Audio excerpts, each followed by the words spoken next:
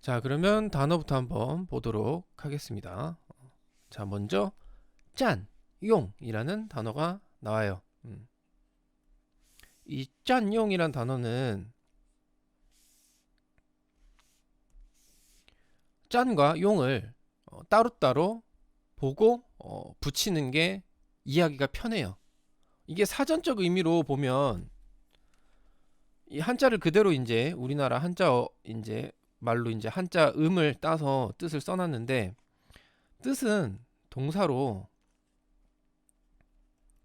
점용하다라고 돼 있어요. 점용하다.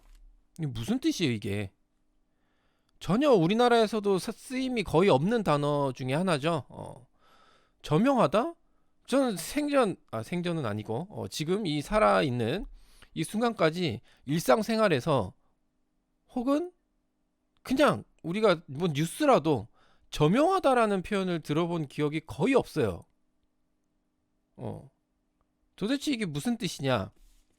그러니까 한마디로 이거는 이 단어들을 따로따로 각자 풀어서 봐야 됩니다. 짠이란 단어는 우리가 어떤 의미가 있냐면 위에다 따로 쓸게요. 짠이란 단어는 어떤 의미냐면 차지하다, 차지하다. 그리고 점령 혹은 점거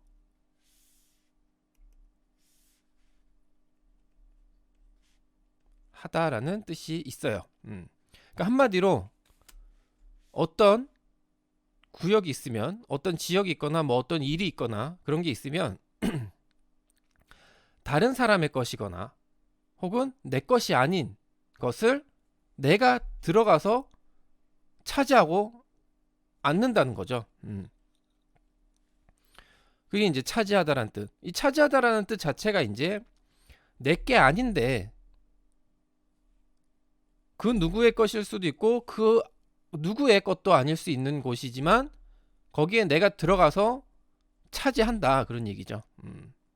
그래서 이 짠이란 단어가 뭔가를 이제 약간 침해하는 그런 의미가 있어요. 침해의 의미를 포함하고 있다. 라고 이제 이해를 하시면 될 것 같아요.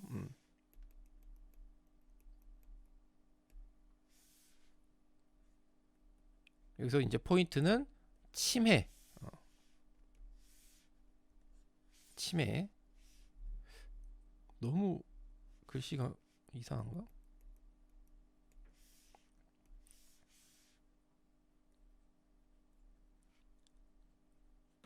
침해. 이 침해의 의미가 들어가 있다라는 거. 그거를 이제 좀 기억을 해두시면 좋을 것 같아요. 뭔가를 이제 차지한다는 얘기죠. 그리고 용. 용은 사용하다, 쓰다란 뜻으로 이해를 하시면 됩니다.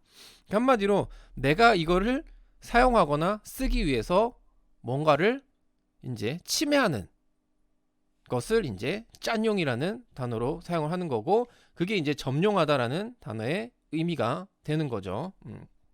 이 의미 같은 경우는 좀 풀어서 받을 필요가 있어서 제가 이렇게 설명을 좀 길게 했어요.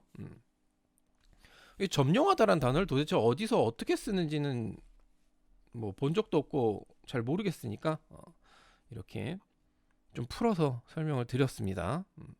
그래서 이런 단어들은 뜯어서 보면 된다.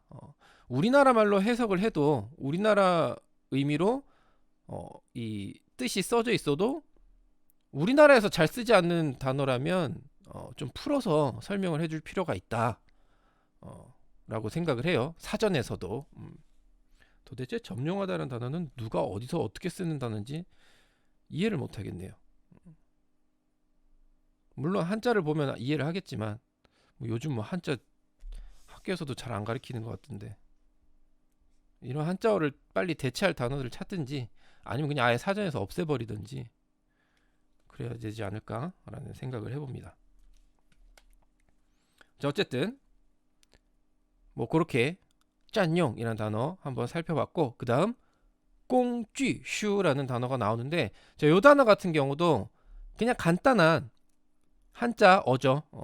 간단한 단어고 명사인데 이 단어를 제가 설명을 따로 좀 드릴게요. 자, 우리가 흔히 이 꽁쥐라는 단어는 공구예요. 한자를 그대로 읽으면 공구. 우리가 뭘 수리한다거나 아니면 뭘 만들다거나 할 때 쓰는 그 도구, 그 공구를 이야기하는 단어예요. 그리고 이 꽁쥐라는 단어 자체가 공구, 도구로 해석이 됩니다.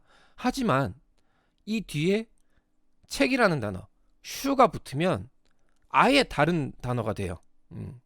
우리가 보통 꽁쥐 슈 하면 무슨 뭐 공구에 대한 서적 아니면 뭐 도구, 뭐 어떤 작업을 하는 데 있어서 사용하는 그 도구에 대한 뭐 설명 뭐 이런 거라고 착각할 수 있는데 그런 의미랑 전혀 상관이 없는 완벽하게 새로운 단어가 됩니다. 자, 그래서 이 꽁쥐라는 단어와 전혀 상관이 없는 표현으로 사용을 해요. 자, 어떤 뜻이냐? 꽁쥐슈라는 단어는 참고서라는 뜻으로 사용을 합니다. 참고서. 어떻게 보면 이 꽁쥐라는 단어의 가장 기본적인 뜻을 사용한 표현이라고 보시면 돼요. 그러니까 보통은 앞에 어떤, 자, 이거는 이제 밑에 설명을 드렸다 지울게요. 명사 뒤에 이 슈라는 단어가 붙으면 보통 일반적으로는 이 명사에 관련된 이 명사에 대한 서적, 뭐 책이 되는 거죠. 하지만 이 꽁쥐슈라는 단어는 그게 아니라 이 책의 도구, 그러니까 뭔가를 우리가 연구를 한다거나 우리가 책을 보는 이유는 공부를 하거나 연구를 하거나 그 지식에 대해서 배우기 위해서 하는 거죠. 그러니까 한마디로 그거에 대한 꽁쥐, 도구가 된다는 얘기예요. 그래서 이건 좀 말이 길어서 제가 그냥 말로 쓰질 않고 말로 설명을 드릴게요.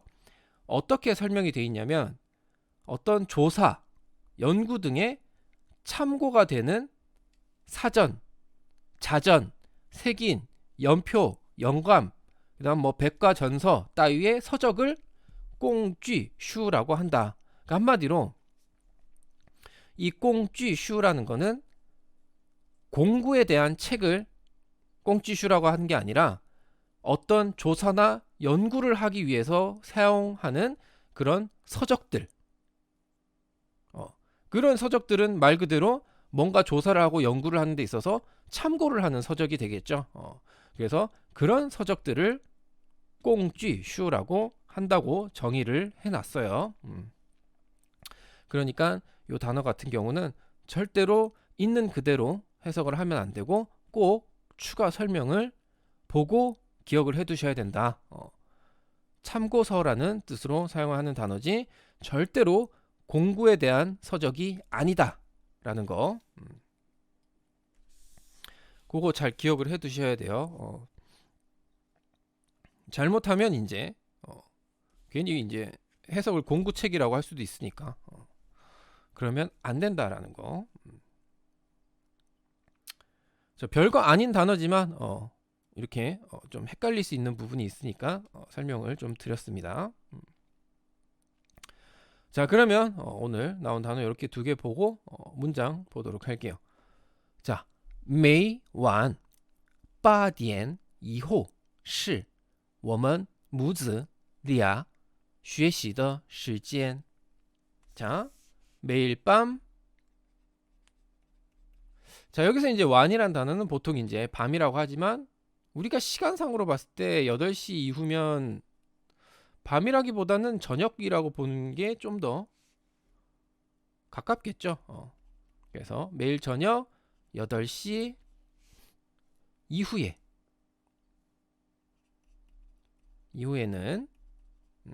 여기서 이제 완이라는 단어는 중국어에서는 우리나라는 뭐 저녁이 있고 밤이 있고 또 새벽이 있죠. 근데 중국에서는 이제 이 저녁과 밤은 다 완으로 묶어서 보시면 돼요. 일단 해가 지면 무조건 완이에요. 어쨌든 그 시간대가 몇 시가 됐든 상관없이 일단 해가 지면 완입니다. 자, 그래서 그 이후에는 우리 모자, 엄마 아들을 이야기를 하는 거죠. 우리 모자 두 사람의. 자, 여기서 이제 중요한 건 리아. 보통 앞에 두 사람을 나타내는 그런 두 사람을 지칭하는 표현이 오면 이 리아가 붙는 경우가 많아요. 이 강조죠. 이 두 사람만의 뭐 어떤 두 사람이 하는 뭐 그런 것들을 이제 좀 강조하기 위해서 이 리아라는 표현을 사용을 해요. 그래서 이 리아라는 단어는 뭐 굳이 설명을 앞에서 예전에 했던 단어이긴 하지만 두 사람을 이야기를 하는 거죠. 말 그대로 사람 인자에 뒤에 수량 두 개를 나타내는 단어가 붙어서 두 사람이 되는 거예요. 그래서 우리 모자 두 사람의 学习的时间 공부하는 시간이었고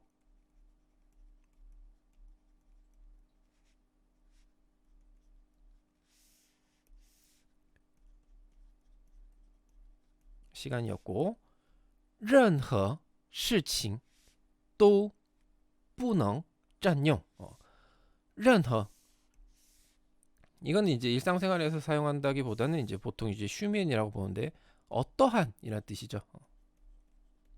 일상생활에서도 사용을 하긴 해요. 어떠한 事情 일도 어떠한 사건도 그래서 어떠한 일도 또 뿌능 모두 뿌능 뭐뭐 할 수 없다 뭐 할 수 없다 점용할 수 없다 한마디로 침해할 수 없다 라고 이야기를 하는 거죠. 어떠한 일도 여기서는 이제 이 문장에는 들어가 있지 않지만 앞에서 이 学习的时间이라고 공부하는 시간이라고 딱 이제 표현을 하죠.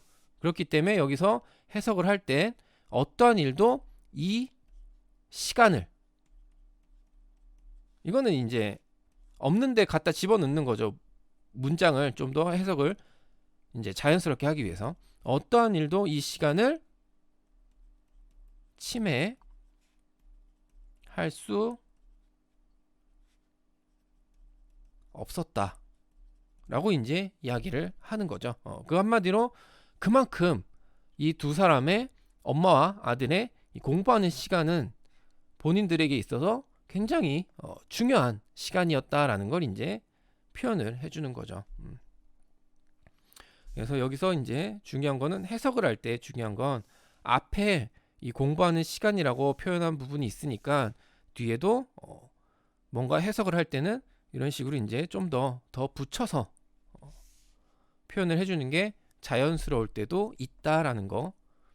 그냥 어떠한 일도 침해할 수 없었다라고 하는 것보다 어떠한 일도 이 시간을 침해할 수 없었다라고 하는 게 해석함에 있어서도 더 자연스럽고 그리고 문장이 나타내고자 하는 뜻을 좀 더 잘 나타낼 수 있다고 볼 수 있겠죠. 자, 그렇게 첫 번째 문장 봤고 이어서 보도록 하겠습니다. 자, 家里的桌上床上摆着摆着가 아니에요. 摆满了各种工具书. 자, 쉽죠. 앞에는 간단해요. 집 안에 책상 그리고 침대가 되겠죠. 그래서 집 안에 책상 그리고 침대 위에 둘 다 샹이 붙었으니까 침대 위에 바이. 자, 여기서 이제 바이라는 단어가 나오는데 이 바이라는 단어는 앞에서도 나왔던 단어고 놓다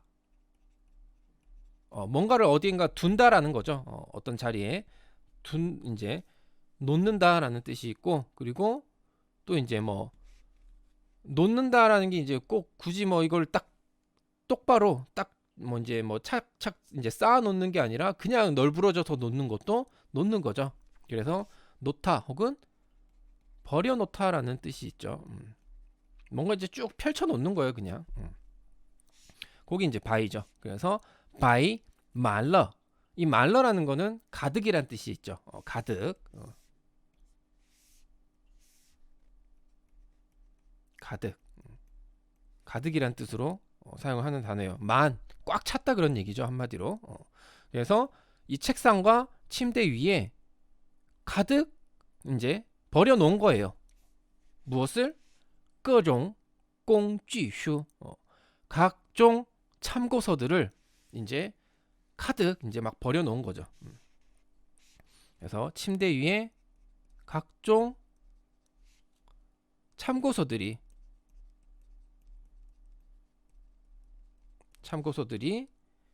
가득 놓여져 있고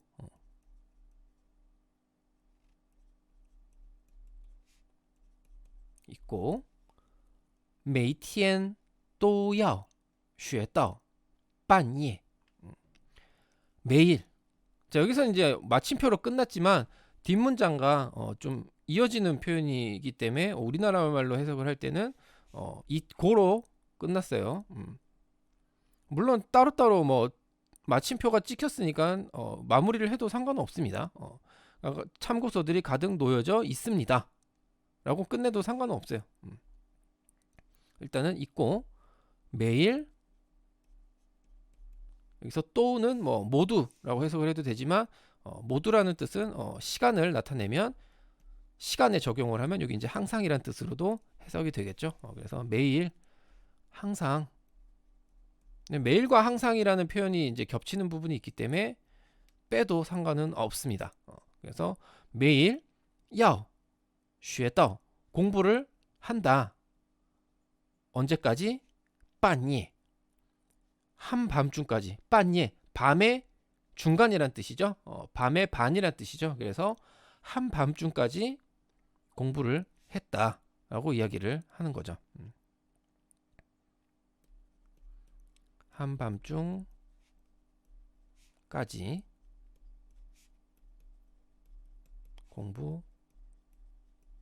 공부했다라고 이제 이야기를 하는 표현이었어요.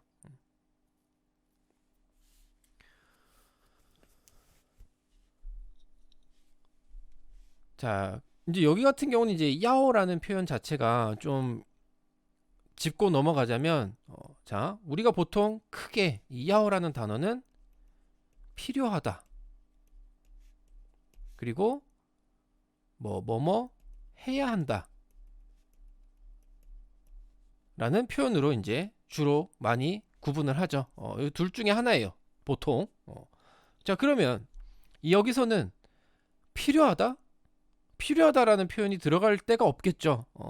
매일 밤 늦게까지 공부한다라는데 공부할 필요가 있다?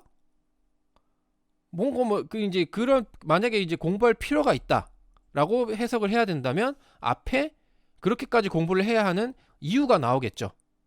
하지만 앞에 나온 내용이라고는 그냥 굉장히 그 시간이 공부하는 시간이 소중하고 굉장히 막 책들이 막 널브러져 있는 이제 그런 상태를 이야기를 한 거면 그냥 열심히 공부를 한다는 얘기가 되겠죠.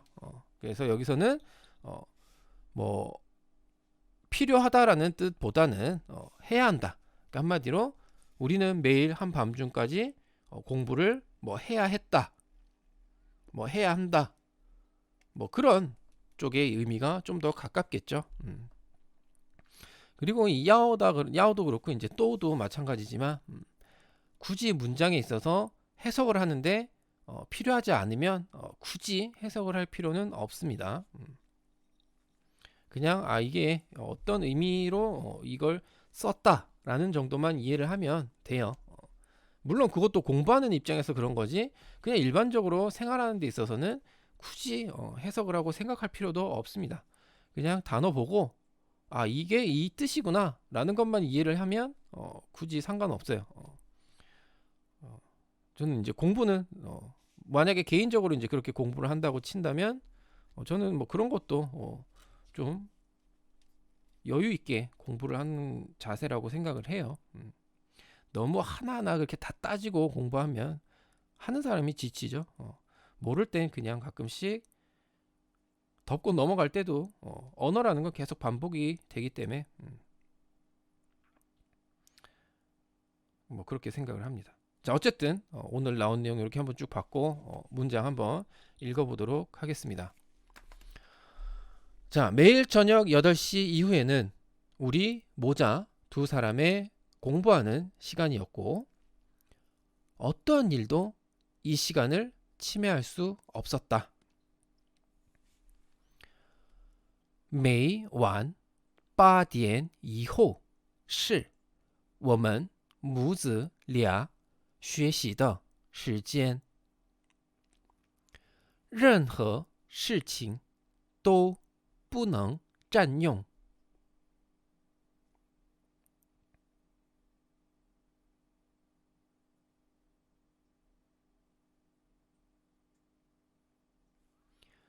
每晚8点以后是我们母子俩学习的时间，任何事情都不能占用。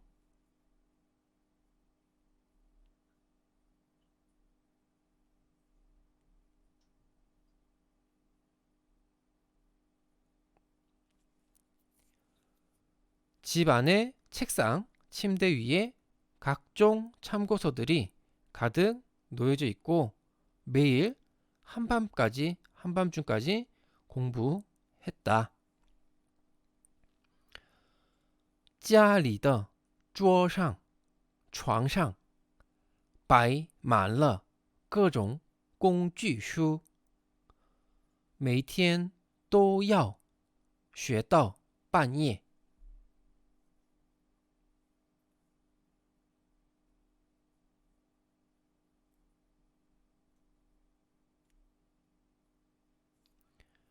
家里的桌上、床上摆满了各种工具书，每天都要学到半夜。